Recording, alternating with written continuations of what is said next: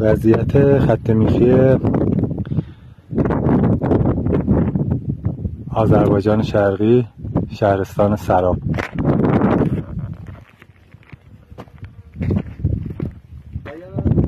یکی از مهمترین آثاری که از دوره اورارتو به جا مونده. اینم وضعیتش.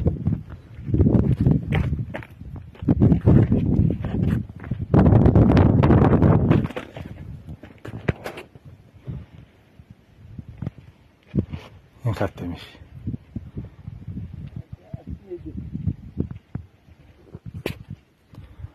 همه اینو کندن و یه بخشی از این خط میخی باقی مونده.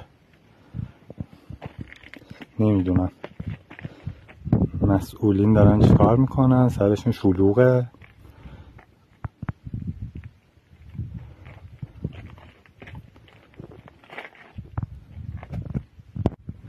اینجا آذربایجان شرقی، شهرستان سراب، روستای نشتبان هستش، همون جایی که خط میخی رو تخریب کردن. و اینجا قبرستان باستانی این منطقه است که از نظر تاریخی فوق العاده ارزشمنده. و به چه روزی انداختن اینا.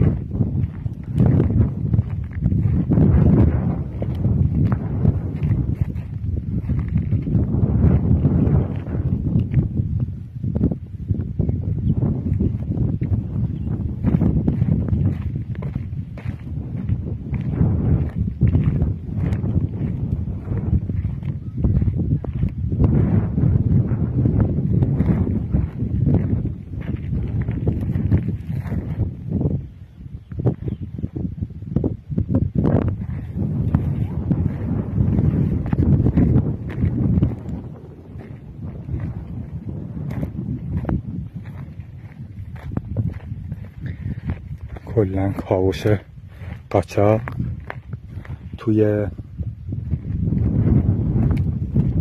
محوطه ثبت شده.